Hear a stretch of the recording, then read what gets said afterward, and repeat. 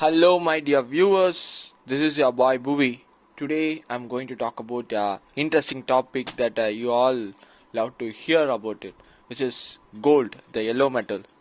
So, it is trading at its all-time high of 71,823 rupees per 10 grams. So before talking about why it's going in the upward momentum, I have to say that what is gold and why it has a value always, and I mean why its value is increasing all the time. So first, let's get into the video.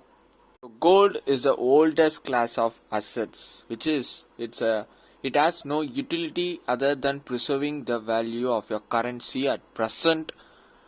It has no utility in industrial sector also, like silver, platinum and copper. So there is no work for gold in the industrial sector. So why its value is always high as compared to other metals? Because shortage in supply. Um, it is limited amount in this earth. So the resource of gold is just limited. You cannot make any new gold by doing a magic in some metal, like turning iron into a gold. In the historical period, many scientists tried to turn cheap metals into gold, so they failed. They are called alchemists. So from holding gold, you cannot bear any interest. It doesn't produce any cash to you in the future, in present. It just remains intact for forever. And also it doesn't rust. Because it is short in supply, people buying it and its value is going up and up and up. Even central banks of the world, every central bank in the world will buy gold, and every people will like to buy gold, because if you pledge gold, there is no question about your background. They give, liquid cash just like that to transfer into your pockets. In 1991, when India just had $600 million of forex reserve, it pledged its gold assets of 40 tons to escape from the crisis. So Indians are among the highest purchasers of gold in the world level. So gold is just produced around only 3,100 tons, but Indian households holds more than 21,000 tons of gold, while Federal Reserve of America holds 9,000 tons of gold. In 2023 alone, India buys 750 tons of gold for 2.8 trillion, which is a 2.8 trillion of rupees. Dollar outgo from India, which is foreign exchange reserves are depleting. First, gold is rare and it remain intact over the period of time, and you can get money as ever you want by pledging or selling it in the bank or any other financial institutions to get the cash transferred into your pockets spontaneously. One more thing is that Warren Buffett once said that gold will do nothing, and it will just remain there and protect you against the inflation, because your country will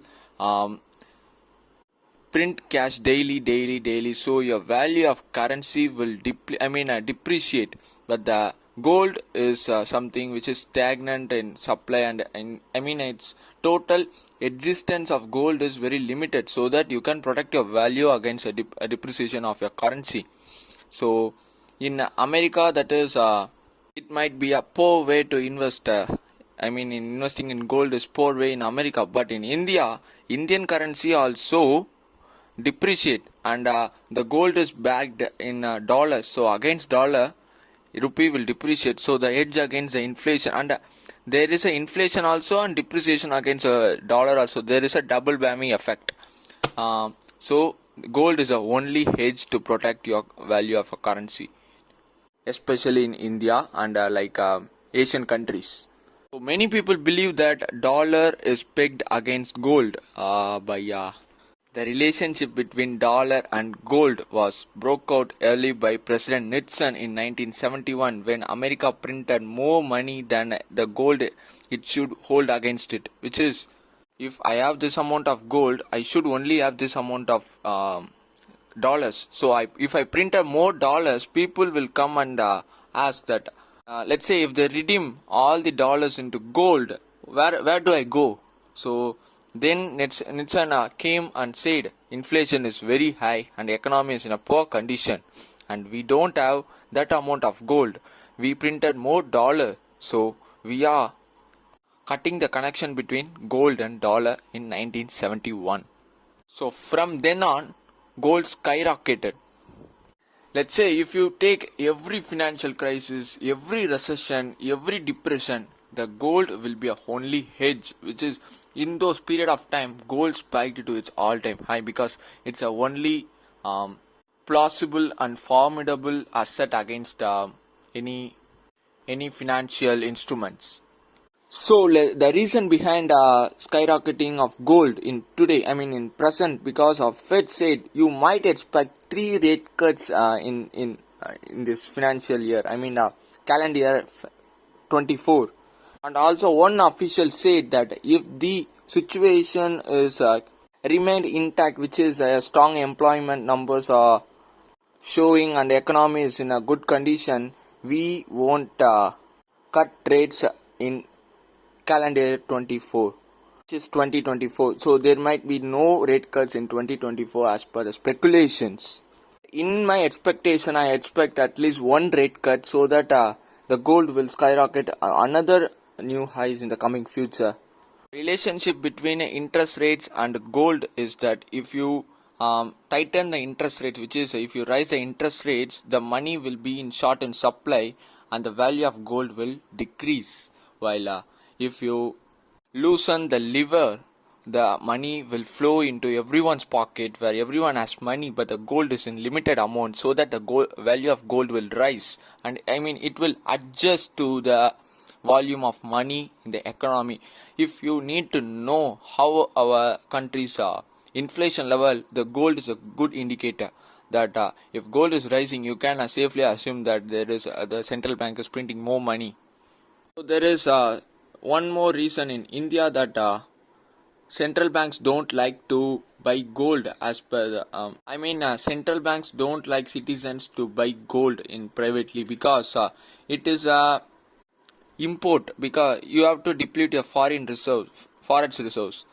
So no central bank will like that. So for that, central bank launched the sovereign gold bonds and ETFs. And ETF is a safe bet. In the sovereign gold bond, I don't believe in that personally because it will bear 2.5% interest annually. But let's say in 1968, gold Control Act said that no jeweler should maintain more than 100 gram of gold in inventory, and no private citizen should hold coins and bars in gold. They might buy jewelers they might gold in jewelry, but they are not allowed to hold in coins and bars. So what if RBI said the sovereign gold bonds are worthless? They don't hold the money, but what if they return the money before the maturity period? That's the one thing concerns me because I don't believe in this government. Literally, people who don't believe in government because government is represented by the currency. So the people who don't believe in government will buy the gold. So it is a hedge against the inflation. So while gold is running ahead of any other asset because in calendar year 24 till January to this month April, gold gave 11% or I think 12% return, which is comfortably beaten the inflation. I would believe that buying in gold in coins or in ETF is a preferable way to hold the gold. And for the investors like me who are all in the nascent age, who has a high amount of risk appetite, are advised to hold 100% equity because you have no obligation, you have no duties and responsibility in this age. So that's my advice to the boys like me in the age of mine. And thank you for watching till end. And don't forget to like, share, subscribe and comment. I hope this video will be informative and